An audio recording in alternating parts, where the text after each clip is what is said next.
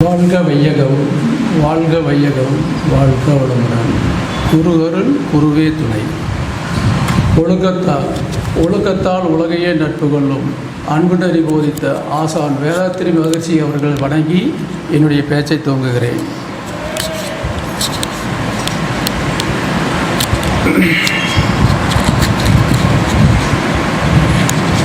இன்றைய சிந்தனை அரங்கத்திற்கு நல்லதொரு தலைப்பில் பேச இருக்கும் பெரும் மதிப்பிற்குரிய புலவர் செந்தலை கௌதமன் அவர்களே, வரவேற்புரை வழங்கிய அறிவித்திருக்கோயில் செயலாளர் சிவகுமார் அவர்களே, தலைவர் நாகராஜ் அவர்களே, எங்களுடைய வழிகாட்டி அன்பண்ணன் சண்முக வடிவேல் அவர்களே,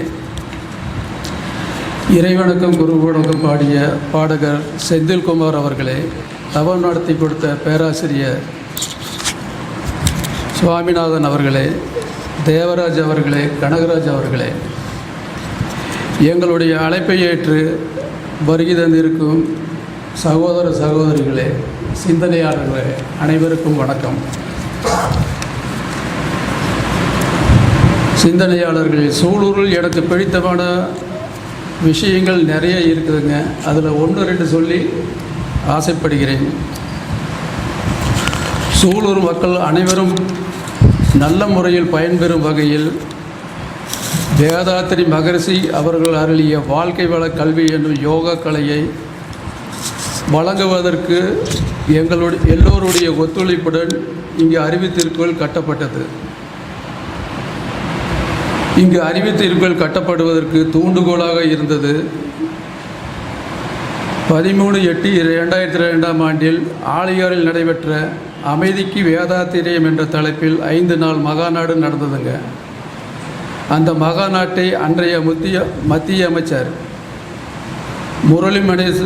முரளி மனோகர் ஜோஷி அவர்கள் துவக்கி வைத்தார்கள். மகாநாட்டிற்கு வெளிநாட்டில் இருந்தும் விஞ்ஞானிகள், மெஞ்ஞானிகள், ஆன்மீகவாதிகள் வந்து சிறப்பு செய்தார்கள். அந்த 5 நாள் மகாநாட்டில் உலக அமைதிக்கு ஆழியார் பிரகடனம் என்ற பொக்கிஷத்தை ஐநா பிரதிநிதி பியோட்டர் ஸ்டார்விக் அவர்களிடம் அளிக்கப்பட்டது. அதை மறுபடியும் இருக்க வாசிக்கிறேனுங்க. அந்த 5 நாள் மகாநாட்டில் உலக அமைதிக்கு ஆழியார் அமைதி என்ற பிரகடனத்தை, அந்த வரலாற்று பொக்கிஷத்தை ஐநா பிரதிநிதி பியோட்டர் ஸ்டார்விக் அவர்களிடம் அளிக்கப்பட்டது. ஆழியார் அமைதிக்கான பிரகடனத்தில் வேதாத்திரி மகரிஷி அவர்கள் கையெழுத்து போட்டுள்ளார்கள். சுவாமி சின்மயானந்த அவர்களும் மற்றும் ஈசா யோகா நிறுவனர் திரு சக்கி வாசுதேவன் அவர்களும் திரு மருதாசுலாடி அடிகளாரும் கையெழுத்து போட்டுள்ளார்கள். அருள்நிதி பத்மஸ்ரீ அறிவித்திருக்கோயிலின் தலைவர் பத்மஸ்ரீ எஸ்கே மயிலானந்தன் அவர்களும், அறிவித்திருக்கோயில் நிர்வாக அரங்காவலர் SV பாலசுப்ரமணியன் அவர்களும், திரு கிருஷ்ணராஜ் வானவராய் அவர்களும், முன்னாள் CBI அதிகாரி DR கார்த்திகேயன் அவர்களும் கையெழுத்து போட்டுள்ளார்கள் என்பதை மகிழ்ச்சியுடன் தெரிவித்துக் கொள்கிறேன். ஐநா பிரதிநிதியுடைய கொடுக்கப்பட்ட போட்டோ காப்பி உங்களிடம் கொடுக்கப்பட்டிருக்கிறது, பார்த்துக்கொள்ளுங்கள். அன்றைய மகாநாட்டின் இறுதி நாளில் ஆசான் வேதாத்திரி மகரிஷி பேசும்பொழுது, உலகம் சமாதானம் அடைய போரில்லா நல்லுலகம் உருவாக வேண்டும், நாடுகளிலேயே நல்லுலகம் உருவாக நாடுகளின் எல்லை கோடுகள் அழிய வேண்டும், இந்த நிலை வருவதற்கு ஒவ்வொரு தனி மனிதனும் தன்னைத்தானே மேம்படுத்தி கொள்ள வேண்டும், அதற்கு தனி மனிதன் அமைதி பெற்று குடும்ப அமைதியாகும், பல குடும்பங்களின் அமைதி ஊர் அமைதியாகும், ஊர் அமைதியாகும் போது நாடு அமைதி பெறும், நாடு அமைதி பெறும்போது உலகம் அமைதி பெறும், உலகம் அமைதி பெறும்போது சமாதானம் மிளிரும். இதுவே இந்நாட்டின் நோக்கம் என்று பேசினார்கள். இந்நிலைக்கு மனிதர்கள் மாற வேண்டும் என்றால் ஒவ்வொரு ஊர்களிலும் அறிவித்திருக்கோயில் அமைத்து அமைதிக்கான வேதாத்திரிய கருத்துக்களை மக்களுக்கு கொண்டு சேர்க்க வேண்டும் என்று பேசினார்கள்.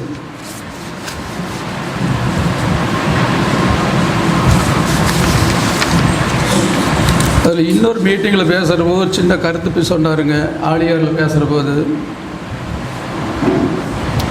அந்த மீட்டிங்கில் வந்து ஒரு 3000 பேருக்கு பக்கம் கலந்துக்கிட்டாங்க. வேதாளம் பற்றி ஒரு விஷயத்தை பற்றி குறிப்பிட்டு சொல்கிறேன் என்று சொல்லிவிட்டு ஒரு மகாநாடு நடத்தலாம். அந்த மகாநாட்டிற்கு உலகம் பூரா இருக்கிற விஞ்ஞானிகள், மெஞ்ஞானிகள், ஆன்மீகவாதிகள் எல்லோருக்கும் ஆமாம்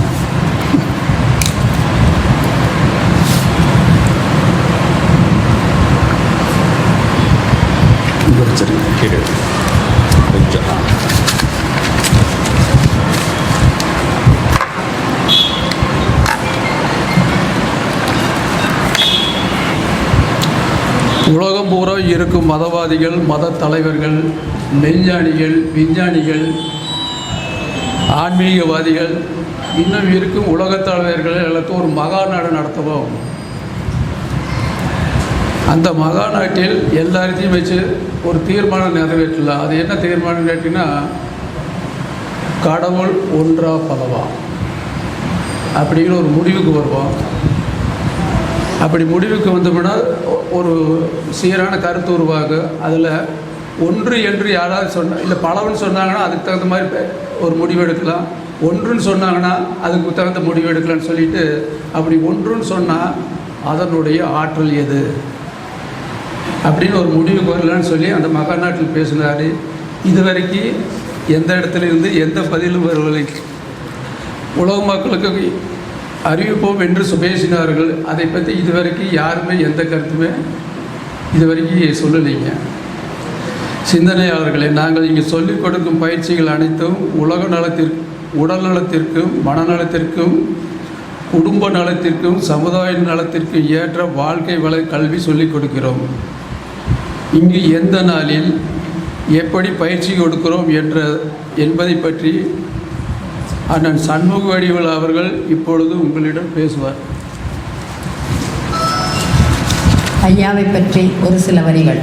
நீ விழுந்த போதெல்லாம் தாங்கி பிடிக்கும் இந்த கை, மனம் உடையும் போதெல்லாம் தட்டி கொடுக்கும் இந்த கை. நீ விழுந்த போதெல்லாம் தாங்கி பிடிக்கும் இந்த கை, மனம் உடையும் போதெல்லாம் தட்டி கொடுக்கும் இந்த கை. தனியே நீ அழும்போதெல்லாம் உன் கண்ணீரை துடைக்கும் இந்த கை. அது வேறு யார் கையும் அல்ல, உன்னுள் உள்ள உனது தன்னம்பிக்கை. அதை மட்டும் ஒருபோதும் இழந்து விடாதே என்று சிற்பிக்கு உளி எவ்வளவு அவசியமோ அதுபோன்று நம் மன்றத்தினை நாடி வரும் அன்பர்கள் அனைவருக்கும் தோள் கொடுக்கும் கையாக, தன்னம்பிக்கையாக, மன்ற வளர்ச்சிக்காக அனுதினமும் சிந்தித்து முனைப்புடன் செயல்படும் இன்றைய இளைய தலைமுறைகளுக்கெல்லாம் துடிப்பான இளைஞர் நம் ஐயா அவர்கள். மாதந்தோறும் சிறந்த பேச்சாளர்களை அழைத்து மன்றத்தை நாடி வருபவர்களின் இன்றைய நாள் சிறப்பாக அமைய அரும்பணி ஆற்றுபவரும் இவரே. வாருங்கள் ஐயா, தங்களின் அறிமுக உரையை தாருங்கள்.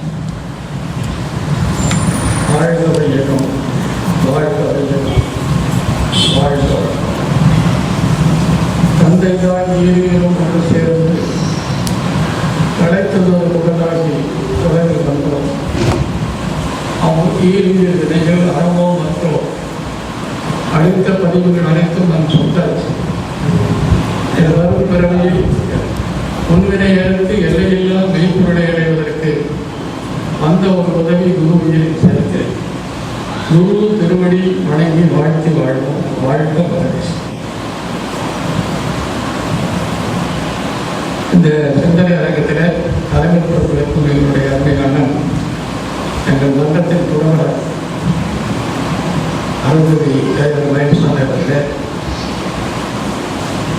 சிறப்புரை நல்க வந்திருக்கக்கூடிய அன்பு பேராசிரியர், ஆகச்சிறந்த தமிழ் பேரறிஞர் சுந்தரேஸ்வரன் அவர்கள், செயலாளர் சிவகுமார் அவர்கள், தலைவர் அருள்மிகு நாகராஜன் அவர்களே, மற்றும் இங்கு வந்திருக்கக்கூடிய அத்தனை எங்கள் அழைப்பு ஏற்று வருகின்ற அத்தனை அன்பு உலகங்களையும் அன்போடு வணங்கி வாழ்த்து வருகிறேன். வாழ்க வாழ்க.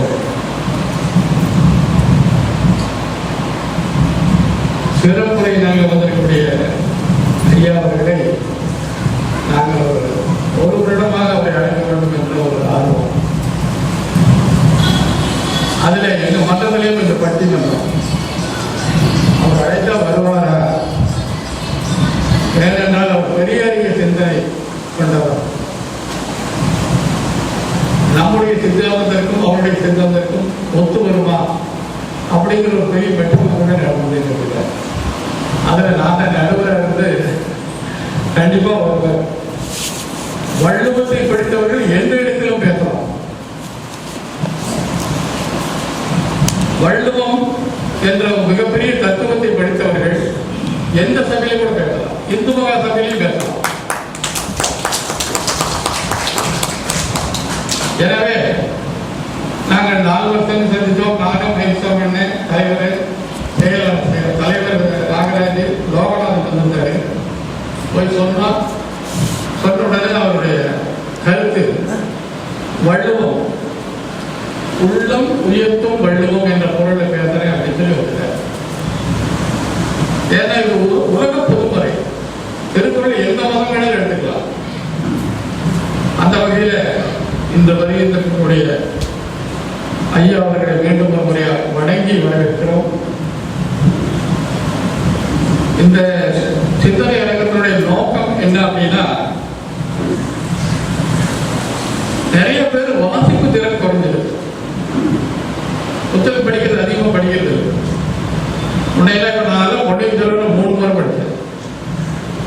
பாண்டிமாதேவி மோகன் எழுதின கருத்து அற்புதமான படைப்புகள்.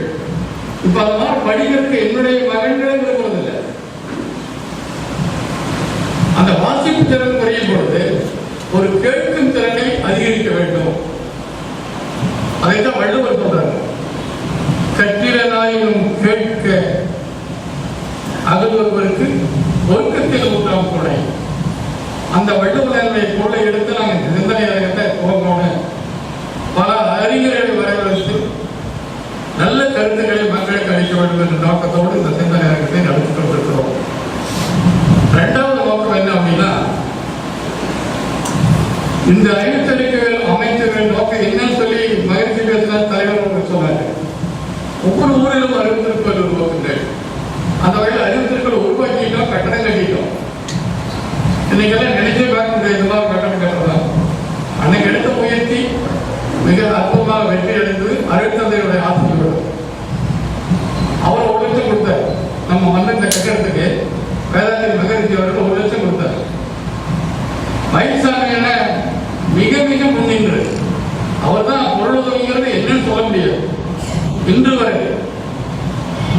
அந்த அளவுக்கு இந்த கட்டடத்தை கட்டி முடிச்சிட்டோம். ஆனா இதுல பயிற்சி எடுத்துக்கொள்ள வேண்டும். சிந்தனை அரங்கத்தில் எத்தனை பேர் பயிற்சி எடுத்தவங்க குறைவர்.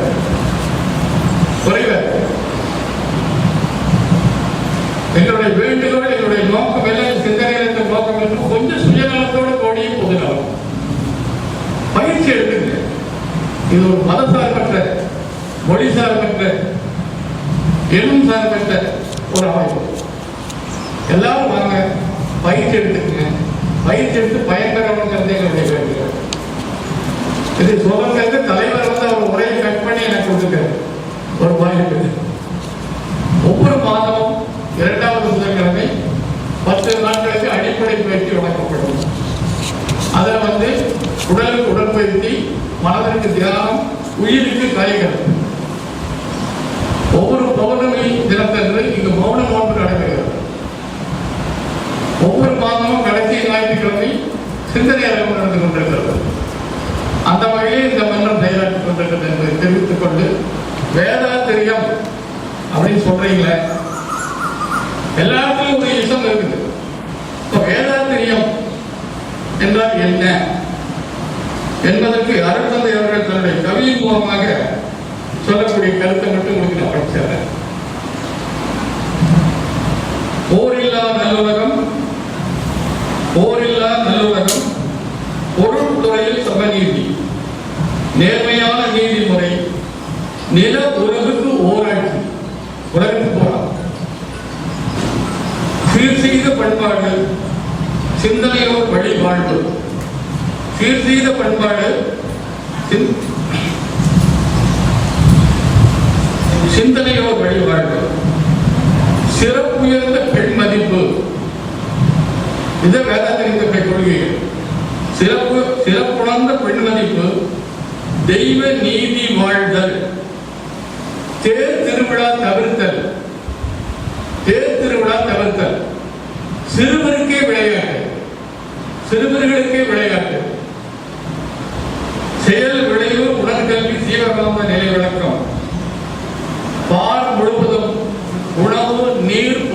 பொதுவாக்கல், வாரம் முழுவதும் உணவு நீர் பொதுவாக்கல், பல மதங்கள் பல கடவுள் வழக்கம் ஒழித்து உண்மை ஒன்றே தேர்ந்தெடுத்தல்.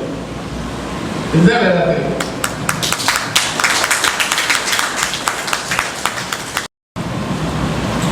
விளையாட்டுகள் பெரியவர்கள் இன்னைக்கு உலகத்தில் மிகப்பெரிய இதா இருக்கிறதுனா பேசிங் சொல்லுவாங்க. அதாவது கிரிக்கெட் கேள்வி விளையாட்டையே தன்னை வாழ்க்கை எடுத்து நடத்துறாங்க. அதல்ல மகிழ்ச்சியுடைய கருத்து. இந்த வகையிலே வேதாத்திரியை அமைத்து கொடுத்த வேதாத்திரி மகிழ்ச்சி அவர்கள் இந்த நிலையை அடைய வேண்டும் என்றால் ஒவ்வொரு தனி மனிதனும் தன்னுடைய வாழ்க்கையை உயர்த்திக் கொள்ள வேண்டும் என்பதற்கு அழைத்ததுதான் உடல் பயிற்சி. உடல் நல்லா இருந்தால் எல்லாமே நல்லா இருக்க முடியும். இந்த தத்துவங்களை மக்கள் மத்தியில் கொண்டு சென்று அவர்கள் வெளிப்படைய வேண்டும் என்றால் அதற்கு என்ன அப்படிங்கிறத ஒரு யோசனை கொண்டாரு. அதற்கு என்னன்னா உடல், உயிர், மனம். உடல், உயிர், மனம். இந்த மூன்றுல எது இன்றியமையாதது?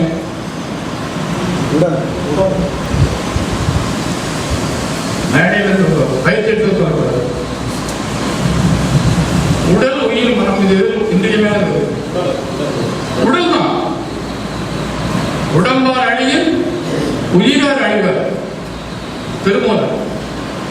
உடம்பினை முன்னம் இழுக்கின்றிருந்தேன், உடம்பினருக்குள்ளே ஒரு பொருள் கண்டேன், உடம்பினருக்குள்ளே ஒரு பொருள் கண்டேன், உடம்பினில் உத்தமன் கோவில் கொண்டான் என்று உடம்பினை யாரிருந்து ஓங்குகின்றேனே. திருமூலர். இதைத்தான் மகிழ்ச்சி எடுத்தார்.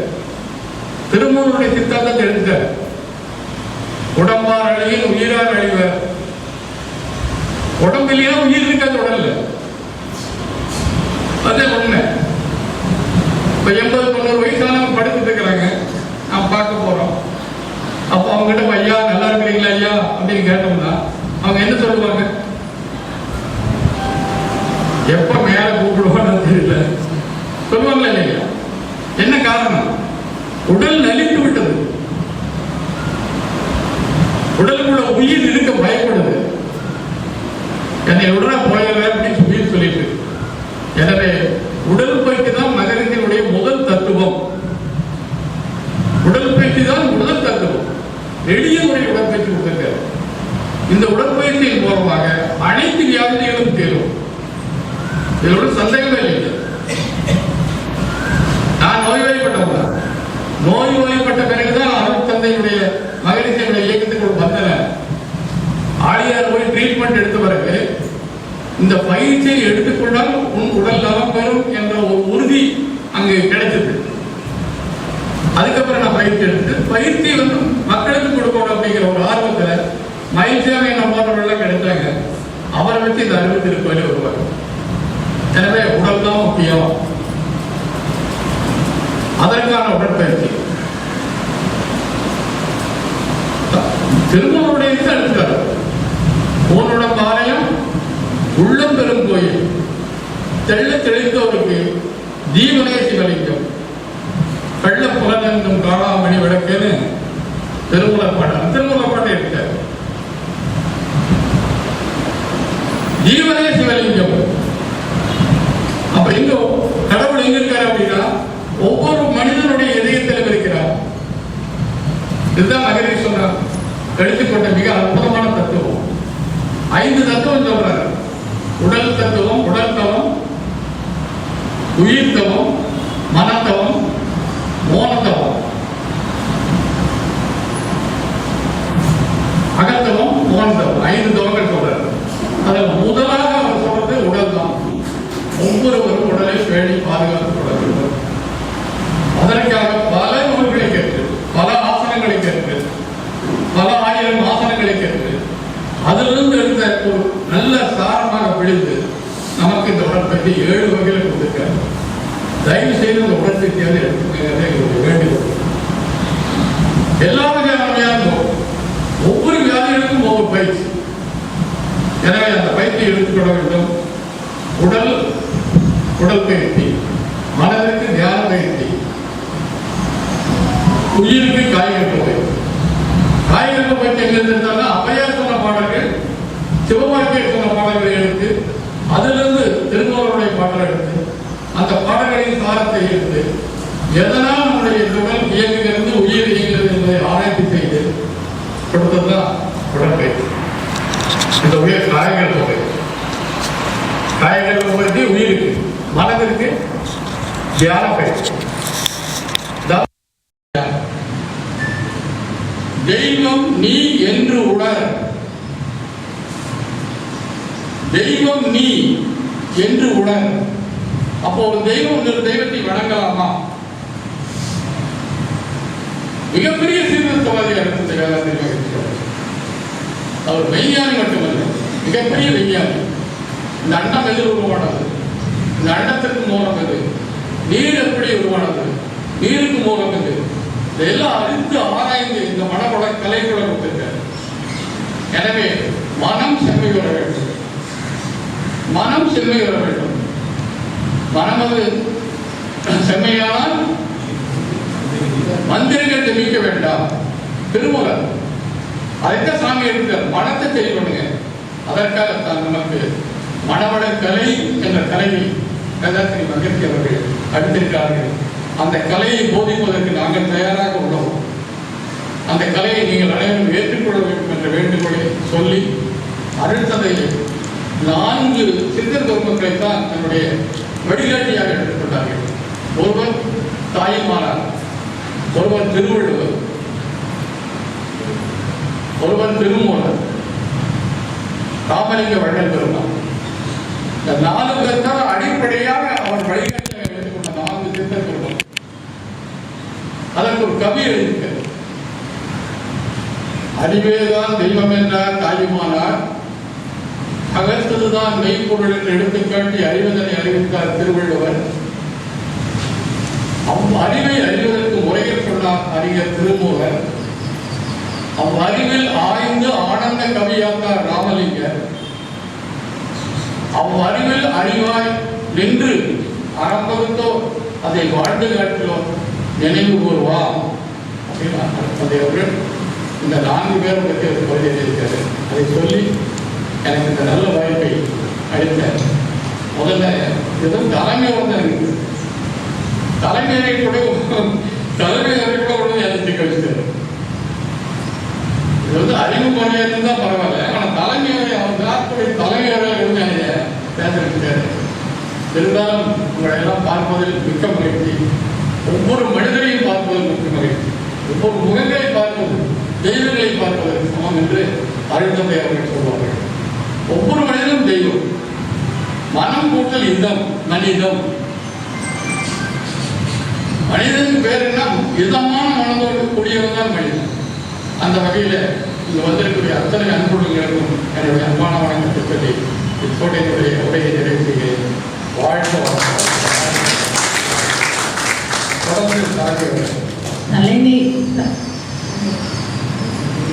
தொடர்ந்து தலைமை உரை சிந்தனையாளர்களே,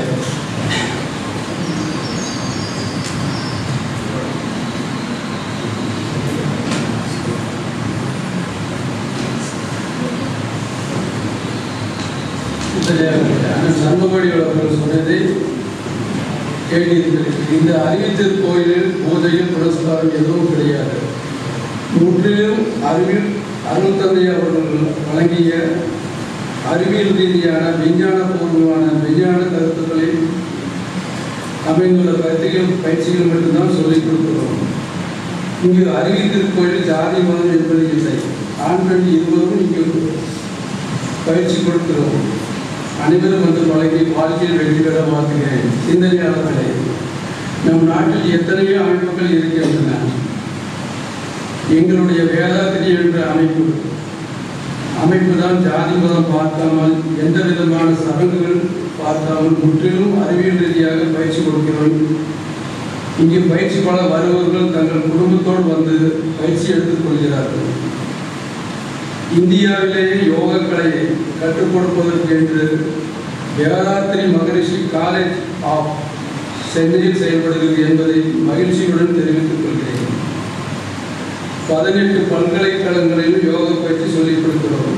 அது மட்டுமல்ல, பள்ளிக்கூடங்களிலும் கல்லூரிகளிலும் சென்று மனவளர்ப்பு யோகா கல்வியை கற்றுக் கொடுக்கிறோம் என்பதை மகிழ்ச்சியுடன் தெரிவித்துக் கொள்கிறேன். நீங்களும் இங்கே வந்து பயிற்சி வழங்கி வாழ்க்கையை வெற்றி பெற வாழ்த்துகிறேன்.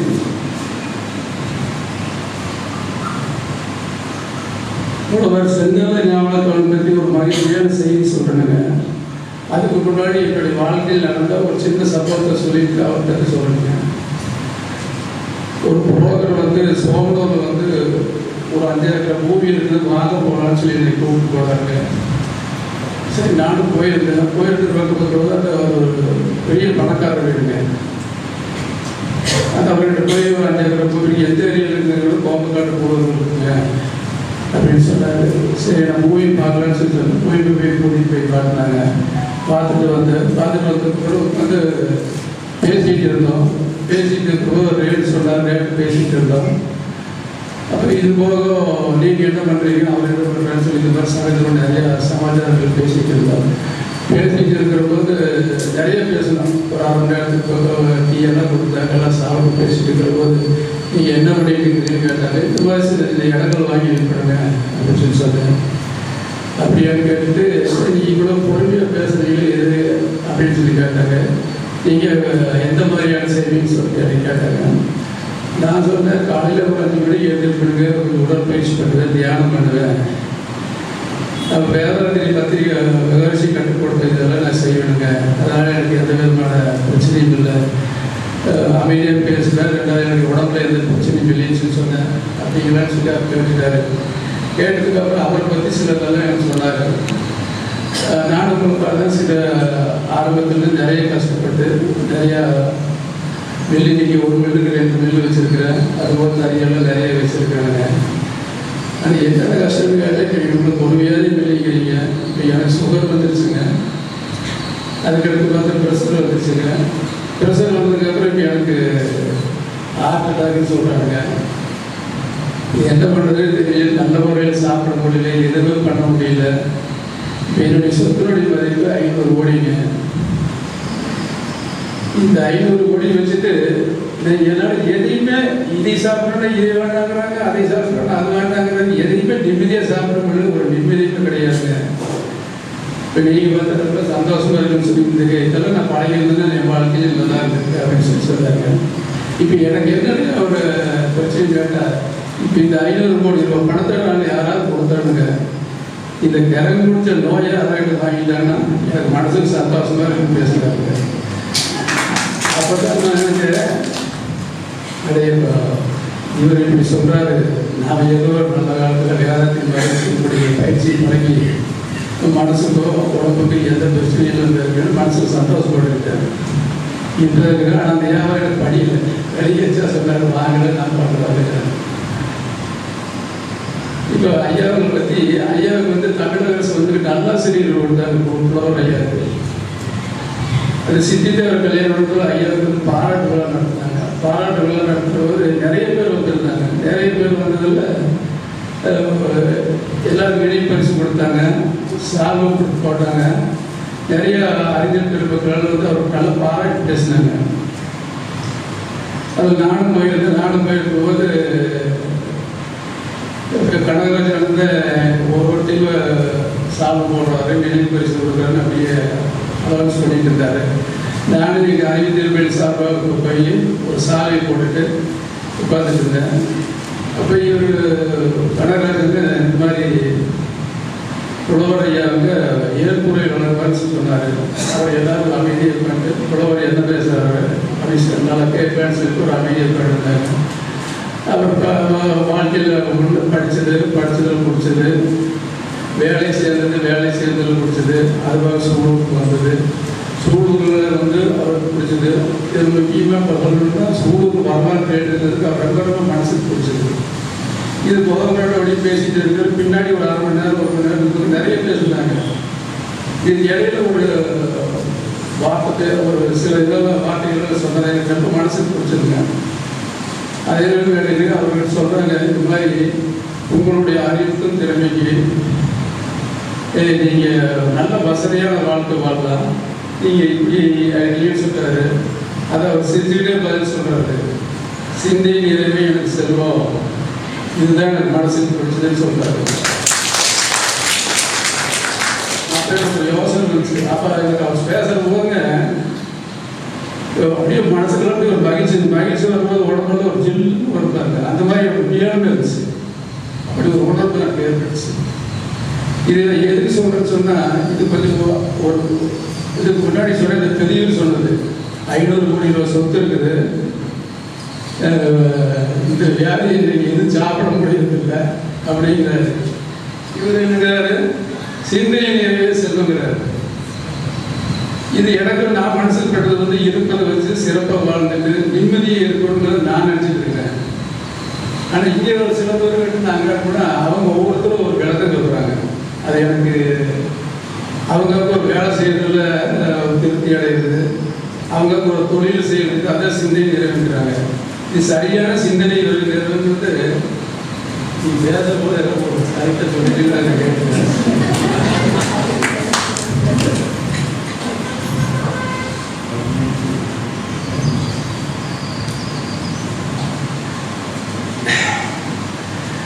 ஐயா அவங்க நல்ல உடல்நலத்தோட, ஏன்னா நல்ல மனிதர், நல்ல உடல்நலத்தோட நீண்ட நாள் வாழணும்னு அவருடைய வாழ்க்கை என்னுடைய உரையை தேர்வு செய்கிறேன்.